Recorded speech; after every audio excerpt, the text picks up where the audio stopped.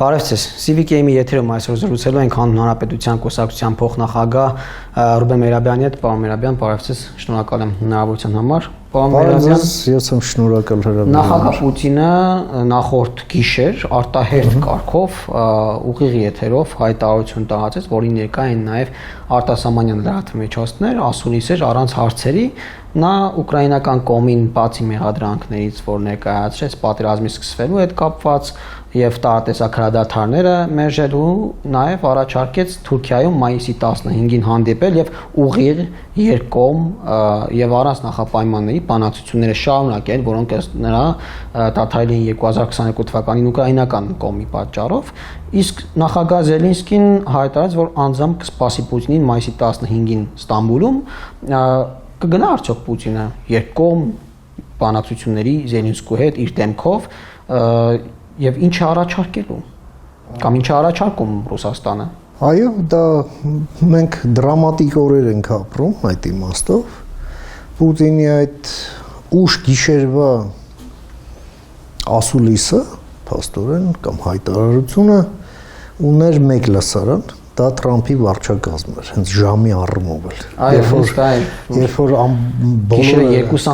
բոլորը քնած են, արթուն է կամ արդեն նոր արթնացել է Թրամփը եւ նրա վարչակազմը։ Եվ Վաշինգտոնի արձագանքը սպասել չտվեց երկար։ Թրամփը խոսեց այն մասին, որ անպայման պետք է գնալ դրան։ Մինչ այդ Զելենսկին էլ, որում եվրոպացիներն էլ բոլորն ասում էին, հա, հանդիպելը խնդիր չի, բայց որպեսզի դիվանագիտությունը հենք ունենա, զենքերը պետք է լռեն։ Մյուս կողմից էլ Պուտինը չի ընդունում զինադադարը, որը ըստ էության Թրամփի եւ իր վարչակազմի առաջարկն է 30 օրով զինադադարը։ Բայց Պուտինն էր խոսել այդ մասին, պարոն Մերաբյան։ Պուտինը խոսել էր դրա հնարավորության մասին բանակցությունների արդյունքում։ Հետո իր մամլոքարտուարն էլ հավելեց, որ մենք խոսելու ենք նախ բազային պատճառների մասին, հետո նենց կմոտենանք դրան։ Ասել է, որ կարող է արդեն այդ հրադադարը դառնալ արդեն տևական զինադադար։ Կարող է չդառնա, բայց այստեղ էլ եմ ասում, Ռուսաստանն իրեն մանևրելու դաշտ է պահում եւ Պուտինի այն հաշվարկը ժամային, որ Թրամփի վրա ազդի, փաստորեն հաշվարկն աշխատեց։ Բայց մյուս կողմից էլ եկեք չմոռանանք հետևյալը։ Մենք տեսնում ենք, որ եվրոպացիները որևէ իլյուզիա չունեն Պուտինի նկատմամբ, բացի դրանից է երևում, պարոն Մերաբյան։ Իրենց դիրքորոշումից եւ Կիև ժամանելով այդ դիրքորոշումն ներկայացնելիս, այո, եւ ֆիքսելով կոնսենսուսը այդ եվրոպական մեծ քառյակի եւ Ուկրաինայի միջև, որի արդյունքում էլ նրանք հետո դիմեցին Թրամփին։ Բայց Թրամփի արձագանքից շատ բան է կախված, ինչպես Թրամփի արձագանքը այս պահին, թե ընդհանրապես շատ դժվար է կանխատեսել եւ կանխագուշակել ավելի ճիշտ, այն խիստ փոփոխական է եւ ազդվում է տարբեր այս պահին անկանխատեսելի հանգամանքներից, հա, կարող է ազդվել, կարող է չազդվել, ինչ կլինի, ոնց կլինի, կապրենք կտեսնենք։ Այստեղ սկզբունքայինը հետևյալն է. զինադադար լինելու է, թե ոչ։ Եթե չի լինելու, դա կախված է Ռուսաստանից։ Այո, միայն եւ բացառապես։ Եթե չի լինելու, ապա լինելու է արդյոք ամերիկյան օգնության շարունակականություն Ուկրաինային, մեկ, ցանկացած ձևով, նույնիսկ վաճառքի ձևով, վաճառք, որը վաճառք միգուցե Թրամփը որի դիմաց կվճարի թե Եվրոպան, թե Ուկրաինան, հա։ Եվ երկրորդը կլինեն երկրորդային պատժամիջոցներ Ռուսաստանի դեմ, թե ոչ։ Այս երկու հարցերը այսպես փոփոխական մեծություններն են, որոնք այս պահի դրությամբ այս հավասարումը դեռ այս պահին լուծում չունի։ Շատ առաջ չանցնենք, հիմա մայիսի 15-ը գտնեից տակ, ինչպես կասեն, եւ համաձայնություն կա երկու կողմերն են, ասում են, որ այ անհրաժեշտություն է, Թուրքիայի հարթակը երկու կողմերի համար ընդունելի է, Էրդողանը վստահաբար կկազմակերպի այդ հանդիպումը, կգնա Պուտինը արդյոք Զելենսկու հետ, կամ եթե չգնա Զելենսկին պետք է հիմնավոր պատճառ պետք է լինի, որ եթե Զելենսկին գնա, ինքը չգնա։ Հիմնավոր պատճառ ու պետք է լինի ավելի ճիշտ դրա մեղավորը հանձինս Ուկրաինայի, ուրիշ տարբերակ չկա։ Թե ինչ կլինի այս առաջիկա օրերին բարդ է ասել։ Մեկ եւ երկրորդը պարտադիր չէ, որ դա լինի հենց Պուտինը եւ Զելենսկին։ Բայց Զելենսկին կարողացած ակնարկել է, որ ես կսպասեմ ձեզ։ Շատ լավ, դե Զելենսկին էլ, հա, եթե Պուտինը չի լինում, եթե հիմա պարզ է, չէ, որ բանակցությունները շարունակվում են փակխաղովակներով, այսպես on-line։ Եվ այդ ընթացքում նաև որոշվելու է հանդիպման մակարդակը։ Եվ փաստ չէ, որ դա լինելու է բարձրագույն մակարդակ, հա։ Դա կարող է լինել, այո, ներկայացուցիչներ, հատուկ ներկայացուցիչներ եւ այլն։ Դա այնտեղ կարող է լինել, կարող է չլինել երրորդ կողմ, չորրորդ կողմ, on-line-ով կպնող, չգիտեմ որ երրորդ կողմ։ Այս պահի դրությամբ շատ դինամիկ process է գնում, որի ելքերը ակնհայտ չեն։ Բայց բոլոր դեպքերում մենք տեսնում ենք կա շատ մեծ հոգնածություն այս պատերազմից, Ուրեմն բոլոր կողմերից։ Բոլոր կողմերից եւ ըստ էության Արևմուտքի եւ Ուկրաինայի մոտ կա այսպես կոնսենսուս կապված այդ 30-օրյա զինադադարի հետ։ Ընդ որում բոլոր վերապահումները Ռուսաստանի հետ բանակցություններ վարելու ցանկացած մակարդակի ըստ էության հանված են։ Կարող է բանակցություններ լինել ցանկացած մակարդակի։ Մնացածն արդեն պայմանավորվածության հարց է։ Հիմա շատ կարևոր է մի տարր ընկալել։ Մի քիչ հնուց գանք էլի, հա, երբ Թրամփն ասում է, որ առաջի համաշխարհային եւ երկրորդ համաշխարհային պատերազմը մենք ենք հաղթել, այդ շատ կարևոր ճշմարտություն կա։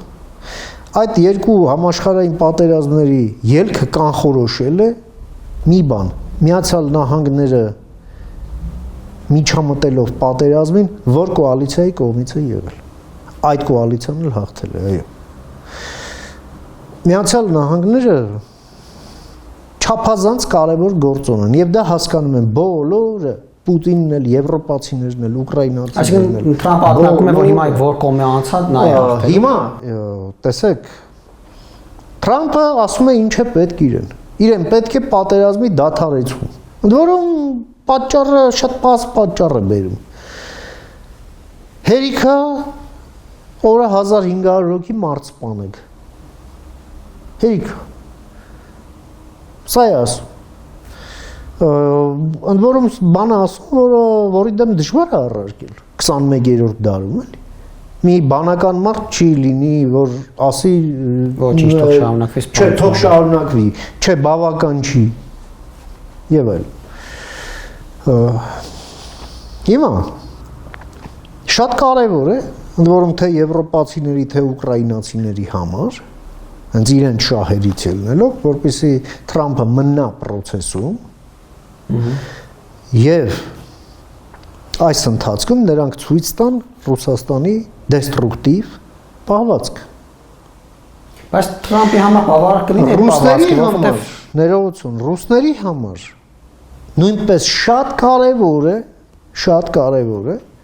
որպեսզի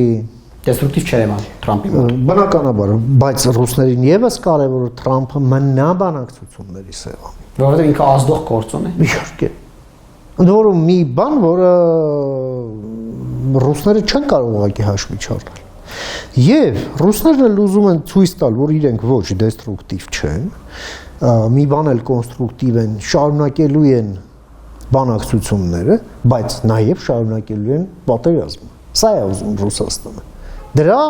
մեղավոր կարգելով Ուկրաինային։ Իսկ ինչ է ուզում Ռուսաստանը, Ռուսաստանը ինչի դեպքում, ինչի դիմաց Ռուսաստանի ուզածը չել փոխվել սկսած առնվազն 2012 թվականից փաստաթուղթը զետեղված է արտգործ նախարարության կայքում։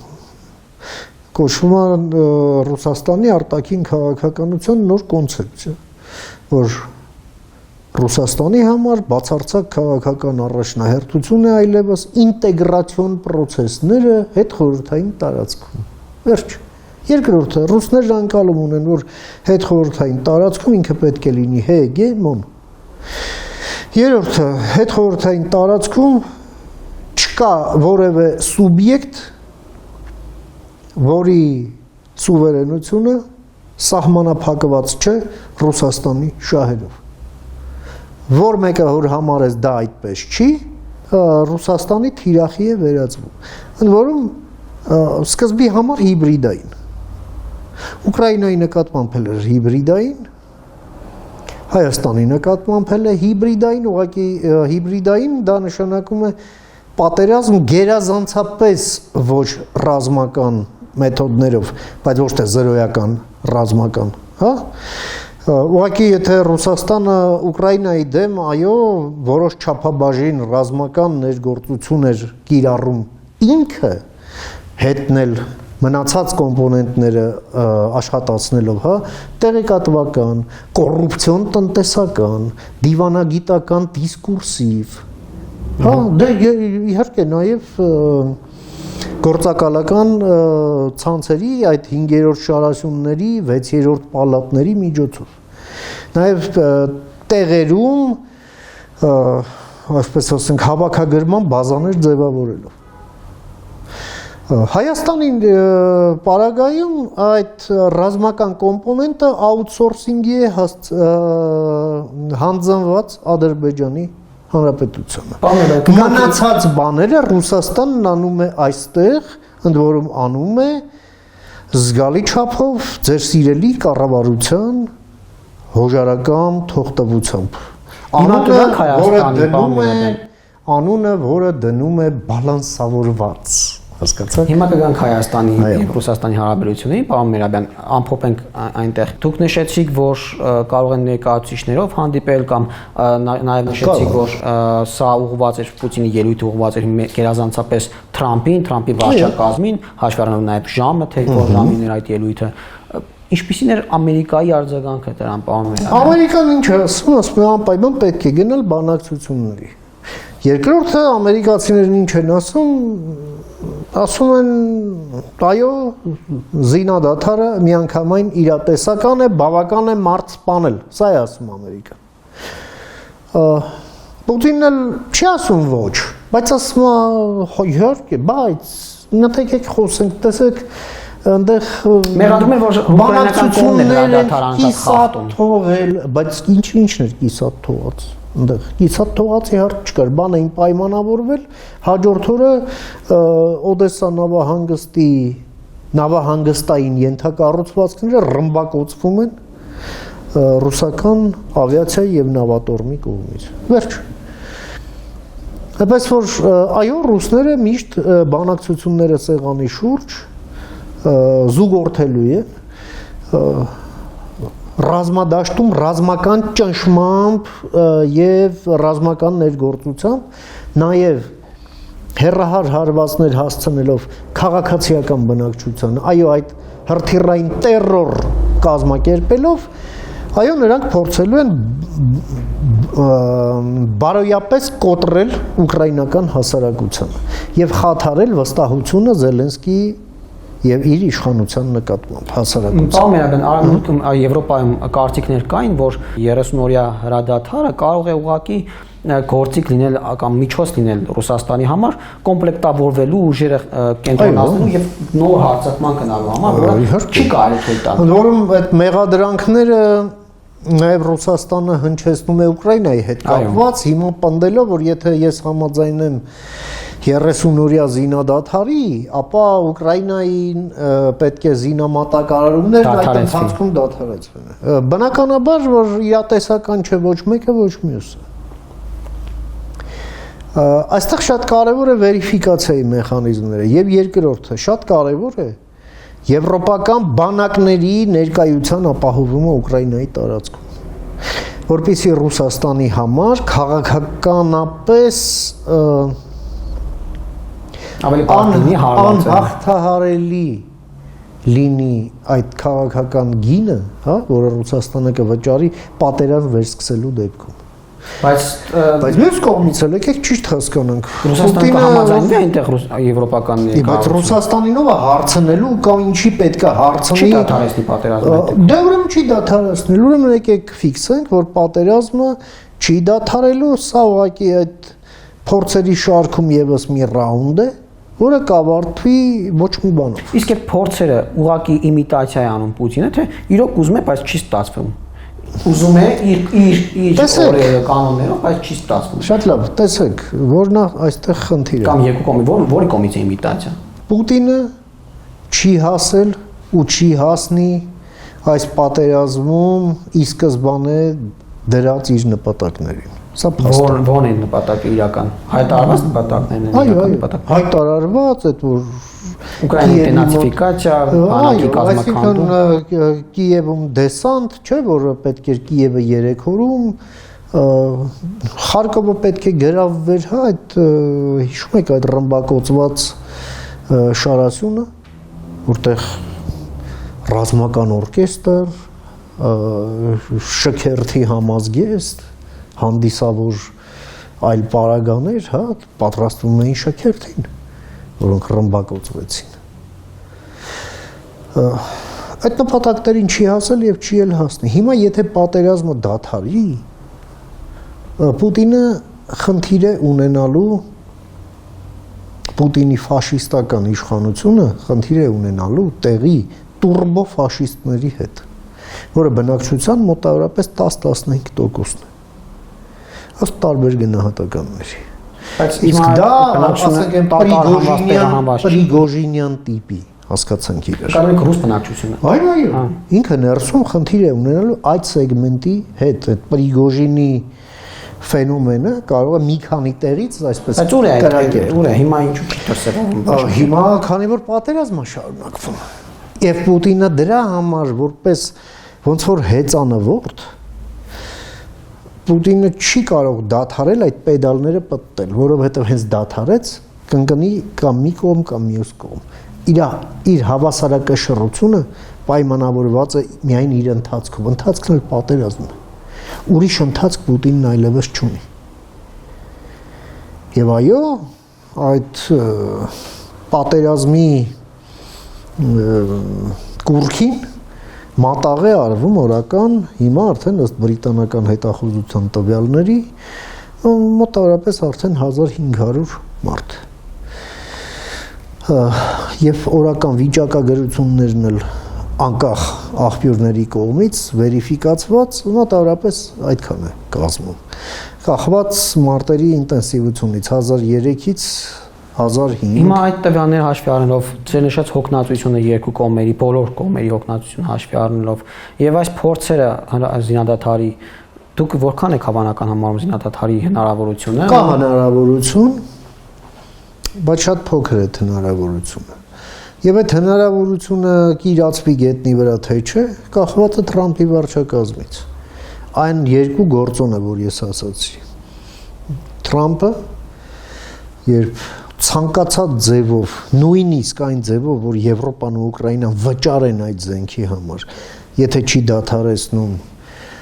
զինամատակարարումներն Ուկրաինային, մոտավորապես տարեկան 60 միլիարդ դոլարի չափով, եւ երկրորդային սանկցիաները, ընդ որում Եվրամիությունն արդեն նախապատրաստել է ռուսական ստվերային նավատորմի դեմ, որը Ռուսաստանի նավթային եկամուտներն է ապահովում։ Ուրիշ եկամուտի աղբյուր Ռուսաստանը չունի, հասկանում եք։ Եվ այդ սանկցիաները կլինեն, թե ոչ։ Ինչպես նաև, այո, այստեղ դեր կարող է ունենալ, բայց ավելի երկարաժամկետ նավթի գները։ Ռուսական նավթի Urals մագնիշի նավթը արդեն անցել է ինքնարժեքի շեմը։ Ընկել է։ Այո։ Քանի որ ռուսական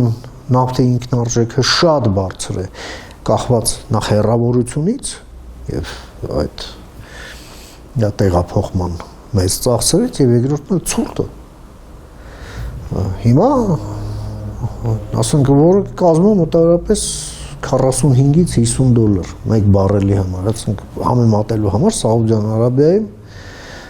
ինքնարժեքը կազմում է 5-ից 7 դոլար։ Պարոն Մերաբյան, հիմա եթե սանկցիաները ազդեն, եթե Թրամփը միջամտի ու այդ ժամանակ Պուտինը արդեն ուզած չուզած պետք է գնա զինադադարի, որովհետև այդ ժամանակ արդեն միանում է դանդաղ ինքնասպանության մեխանիզմը։ Դա արդեն հասկանում է, բայց այդ ժամանակ պարտություն կդիտվի արդեն Ռուսաստանի համար։ Չէ, պարտություն, գիտեք ինչ, Սալավիովը հարմար բառեր կգտնի, կամ պայմանական Սալավիովը, պայմանական Սիմոնյանը, բայց գետնի վրա է որ նայում ենք, պարտություն ավելի շուտ Ուկրաինայի համար կլինի, որովհետև այդ տարածքները հաստատ չեն վերադարձնի, չէ՞։ Դե դուք փորձում եք հուշել ռուս պրոպագանդիստներին, թե ինչ ասեն, որ տարածքային նվաճումներ ցույց կտան։ Տարածքային նվաճում ցույց կտան, ղրիմ, բան եւ այլ, բայց փաստորեն այսպես է հարձակվող Ռուսաստանն էր, եւ առաջնային նպատակներ չի ասում։ Այո, ռազմավարական նպատակին չհասան։ Մեկ երկրորդը այս պատերազմը դադարել է, ամենևին էլ պատժամիջոցների վերացում չի ենթադրվում։ Այո, այդ նոր երկրորդային պատժամիջոցները կարող են եւ չլինել։ Չնայած եվրոպացիները կարող են իրենց կողմից մտցնել եւ Միացյալ Նահանգները չեն կարող նրանց արգելել։ Ասենք մեկը Բրիտանիան որ մտցնի, այդքանը բավարար է լինելու, որ էլ հյուսիսով ոչինչ չգնա։ Պարոն Մերաբյան, մեզ համար ձեռնտու է աշխարհում խաղաղությունը, որովհետև եթե տարածաշրջաններում, տարբեր տարածաշրջաններում անհանգիստ եւ պատերազմական իրավիճակներ են, դա պրոյեկտվում է նաեւ Հայաստանի վրա, աշխարհը խաղաղ է լինում այդպիսի մեծ կոնֆլիկտներով եւ ուշադրություն չի դարձնում հայ-ադրբեջանական նույնիսկ հեռավոր Պակիստան, Հնդկաստան հնարավոր կոնֆլիկտը, այո, մեր շահերից է բխում, ընդ որում շատ կոնկրետ պատճառներով, որ օր առաջ կարգավորվի, ասենք, դիվանագիտական քաղաքացիական։ Բայց մյուս կողմից, պարոն Մերաբյան, եթե Ռուսաստանի թևերն ազատվում են օրինակ ուկրաինական ճակատից, ինչպես նշեցիք, այդ մենք հիմա գտնվում ենք հիբրիդային հարվածների տակ, այդ հիբրիդային հարվածները կարող են ավելի ինտենսիվ լինել, կարող են ավելի կենտրոնանալ Հայաստանի վրա, կարող են այլ գործիքակազմեր կիրառվել։ Հիմա մենք ինչ սպասենք այդ դեպքում։ Ու ինչ կողմից Ռուսաստանից եւ ինչ գործիքակազմ։ Ռուսաստանից բոլոր դեպքերում մենք պետք է սպասենք միայն մի բան՝ մահացու վտանգ։ Եվ մեր պետությունը այո պետք է ունենա ռազմավարություն այդ վտանգին դիմագրավելու համար, սա էգզիստենցիալ մակարդակի վտանգ է, որը կախված է մեր գլխին։ Մենք հաշվի առնելով ռուսական այս աննորմալ ներկայությունը մեր երկրում, մենք ռումբի վրա ենք նստած, պարոն Հակոբյան։ Իսկ ձեր սիրելի կառավարությունը սպամիշ լավ է։ Հիբրիդային պատերազմի ողջ ենթակառուցվածքը Ռուսաստանի այստեղ կա։ Ո՞նք են դրանք ռուս սատրուդնիչեստվոները իրենց ռուսկի դոմերով։ Դրանք համակարգվում են Ռուսաստանի դեսպանության կողմից, հա։ Դրանք են ռուսական ռազմաբազաները։ Մենք միշտ Գյումրիի 102-րդ, Գյումրիի 102-րդ։ Ոչ, հենց մեր տան կողք է Երևանում, Էրեբունու ռազմաբազա։ Դա երկու։ Այստեղից հաշված կիլոմետրերի հեռավորության վրա, Ազատության պողոտայի վրա FSB-ի որջը, սահմանապահ վարչությունը իրենց։ Էլ չեմ խոսում ռուսական մոնոպոլիաներ, որոնք շարունակում են այստեղ աշխատել։ Նպատակը RЖD-ն կազմալուծել Հայաստանի Հանրապետություն ձեր ծննդավայրի նորընծա քաղաքապետի ուղիղ խոսքով Նյութենական պետություն Բելարուսի կարգավիճակով, սա է նվում, վերջ, էլ ոնց ասում, ոնց բացատրել։ Եվ ինչ կա ճանապարհին, այո, ուզում են բուլդոզերով քշեն։ Բան միաբան հիմա որ ասում եք, ասում են, բայց ինչին է պետք Ռուսաստանի միութենական պետություն քաշ տալ Հայաստանին։ Հիմա էլ ինքը Ռուսաստանի ազդեցության տակի ու պարտավորություններ չունի։ Այդ դեպքում արդեն պարտավորություններ է ստանձնելու, ինչին է։ Ո՞վ ասում պարտավորություններ է ստանձնելու։ Ինչ պարտավորություն։ Միութենական պետությունը ընդհանուր Ինչ պարտավորություններ։ Ռուսաստանը որևէ պարտավորություն ոչ ստանձնել է, ոչ էլ ստանձնում է, ոչ էլ ստանձնելու է։ Այդ թուղթն էլ ըստ որի նույնիսկ եթե ինքը կարող է ինչ-որ բան ստանձնել, հա, այդ թուղթը հենա խանութներում են 56 մետր ռուլոններով վաճառում են։ Այնպես որ եկեք այդ բաներով էլ չխաբվենք։ Ռուսաստանը տալու համար չի, Ռուսաստանը վերցնելու համար։ Օրինակ ինչ է ուզում վերցնել։ Հայաստան որ հիմա չի կարող միութենական պետությունում Հայաստան առանց հայերի։ Всё։ Ես չեմ ասում։ Հավաքություն է անում, այսինքն սովորական։ Այո։ Այդքան մեծ պետություն ունի, իսկ քիչ է, բա Ուկրաինային ինչի համար է բանանում։ Բա ասում են մեկ ազգ ենք։ Դու ես մեկ ազգ։ Պապիկդ կամ պապիկիդ հայրիկը կռվել է 41-ից 45 թվին։ Հա? Հավանաբար։ Հավանաբար, ահա, ինքը ռուս զինվոր է։ Պուտինն է ասում։ Այո, շքերթի ժամանակ ասում։ Հա, վերջ, սա է անկալումը։ Այսինքն դու կամ դու պետք է այստեղից թողես գնաս, կամ վերանաս։ Սա է Պուտինի մոտեցումը։ Սովետն է ուզում հետ, սովետ երկու, հա։ Սովետը չէ, ռուսական կայսրությունը, բայց այսպես են սև հարյուրակային գաղափարախոսության տրամաբանության մեջ։ Ուզում եմ հիշեցնել 1902-3 թվականներին, հա, ցարական իշխանությունը ռուս շովինիստներին վերցրեց իր հատուկ ծառայությունների թևի տակ եւ սկսեց խրախուսել գործողություններ, որոնք բոլոր եվրոպական լեզուների մեջ մտան հենց ռուսերենից, պագրոմ։ Եվ դա իհարկե հրեաների դեմ էր ուղղված։ 2 տարի հետո 1903 թվականին Բեսարաբիա, Մոլդովայի ներկայիս տարածքում։ Դրանից 2 տարի հետո դա արվեց Կովկասում, արդեն Կովկասի թաթարների ձեռքով ընդդեմ հայերի։ Այո, դրանք անում են սև հարյուրակայինները։ Եվ որպեսզի իրանք էլ չերևան, Բաքվում այդ ընթացքում նամեստնիկ են նշանակում մի վրացի իշխանի Նակաշիձեին։ Ահա ռուս քաղաքականությունը։ Մենք այստեղ այո Լաբանով Ռոստովսկի ասած այդ դոկտրինը Հայաստանի հետ կապված ոչինչով չի փոխվել անկախ նրանից այնտեղ ցար է նստած գեներալնի սեկրետար թե այս չեկիստ փոխգնդապետը։ Վերջում պարոն Մերաբյան, դուք նշեցիք, որ Հայաստանը էգզիստենցիալ վտանգ ունի Ռուսաստանից, նայելով Ռուսաստանի հզորությունը, նայելով Ռուսաստանի տարածքները, նայելով ռեսուրսները, հիմա մենք այդ էգզիստենցիալ վտանգը ինչպես կարող ենք կասեցնել կամ չեզոքացնել, միգուցե ճանապարհը Ռուսաստանի հետ հարաբերությունների կարգավորելն է, գնալ խոսել, ինչ դուք հեգնանքով նշեցիք այդ բալանսավորված քաղաքականություն, միգուցե հենց այդ բալանսավորման մեջ է այդ էգզիստենցիալ վտանգները կասեցնելու ճանապարհը, ոչ թե շրջադարձը անում։ Տեսեք, մենք թարս ենք հասկանում, թե ինչն ենք բալանսավորում։ Ռուսական ենթակառուցվածքը Հայաստանի ներսում, այո, պետք է ապամոնտաժվի։ Ռուսական ներկայությունը Հայաստանում պետք է մինիմիզացվի, այնուհետև զրոյացվի։ Ես հասկանում եմ, բոլորս ենք հասկանում, որ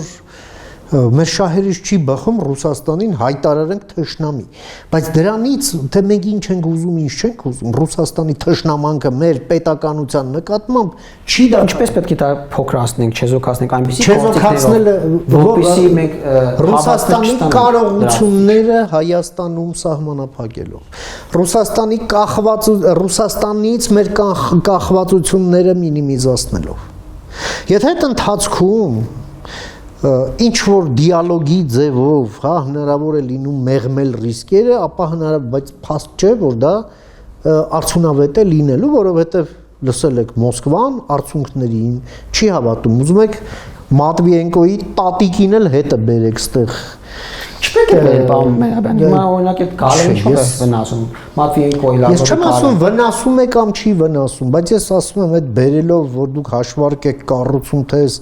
բերելը մեր X կամ Y հարցը կլուծի, ֆունդամենտալ հարցը, չի լուծի։ Նրանք գալու են, հետը տուտ են խմեն, հենց բաժակի միջինը վերջանա, անունդ էլ կմոռանան, ազգանունդ էլ կմոռանան եւ զանգդ էլ չեն էլ վերցնի այն ամենաքո համար կրիտիկական պահին։ Եկեք չմոռանանք այս բաները։ Ես մեկ անգամ անցել եք դրա միջով։ Մեկ անգամ վերջերս։ լուրջ ես ասում մեկ անգամ։ Լավ ինչքան կարելի է։ Քանի հատ տենց մեկ անգամներ են եղել։ Այո, այն ձեր ասած վերջին մեկ անգամը վերջինն էր։ Բայց եկեք թող վերջինն լինի, հասկանում եք։ Նա վերջի 100 տարվա ընթացքում այդ Հայաստան առանց հայերի դոկտրինը փայլուն կատարվեց Ռուսաստանի կողմից Արևմտյան Հայաստան։ Նայեք Յուդենիչի արշավանքի ժամանակագրությունը։ Հետո տեղի ունեցավ 1988-ից սկսած ողջ սովետական Ադրբեջանի տարածքում 23 թվականին էլ ամեն ինչ ավարտվեց, ամեն ինչում շատ ուղիղ ներկայություն է ունեցել Ռուսաստանը, շատ ուղիղ ներկայություն։ Հիմա մնացել է Հայաստանի Հանրապետությունը եւ մեր բախտը բերել է, որ սա միջազգայինորեն ճանաչված սուբյեկտ է, միջազգայինորեն ճանաչված սահմաններով։ Վարչապետը, որ երկու ոտքը դրած մի կոշիկ այս սկզբունքներից կարճած ամանում, սա շատ ճիշտ է, որովհետև մենք էլ ուրիշ բանի կարճելու չունենք եւ չենք էլ ունենա, եթե սա կորցրեցինք։ Սա շատ կարևոր է հասկանալ։ Եվ ով որ դեմ է խոսում անկախությանը, ինքնիշխանությանը, տարածքային ամբողջականությանը, ժողովրդավարությանը եւ մեր ժողովրդավարական կենսակերպին, նա պետք է դուրս տրվի քաղաքականությունից, որպես ազգային անվտանգության սպառնալիք։ Քաղաքական որոշում է պետք դրա համար։ Երբ որ ազգային ժողովի նախագահն ասում է, որ Ռուսաստանը մեր դեմ վարում է հիբրիդային պատերազմ, դրա հետ կապված, այո, ինքը պետք է ազգային ժողովը հավաքի եւ այդ քաղաքական ուժը, որը այնտեղ բացարձակ մեծամասնություն է կազմում, համապատասխան դեկլարացիա ընդունի իր քաղաքացիներին հասցեագրված, որի մեջ նաև պետք է քայլեր, սկզբունքներ, նորմեր, հա, ինչ որ ձևով բան լինեն, թե չէ, ասում եք պատերազմ, հիմա մեր երկիրը պատերազմի մեջ է, հարց եմ տալ, ինչ եք անում այդ պատերազմից, ձեն չկա։ Ասում եմ բալանսավորված, չգիտեմ, այլ բոլորակային տերմիններ, գիտահետազոտական կամ ոչ գիտական ֆանտաստիկայի ժանրից։ Սենց չի։ Շնորհակալ եմ, պարոն Մերաբյան։ CVK-ի եթերում զրուցեցինք Ռուբեն Մերաբյանի հետ, տեսություն կհանդիպենք։ Չմոռանաք հավանել տեսանյութը եւ բաժանորդագրվել CVK-ի YouTube-յան էջին։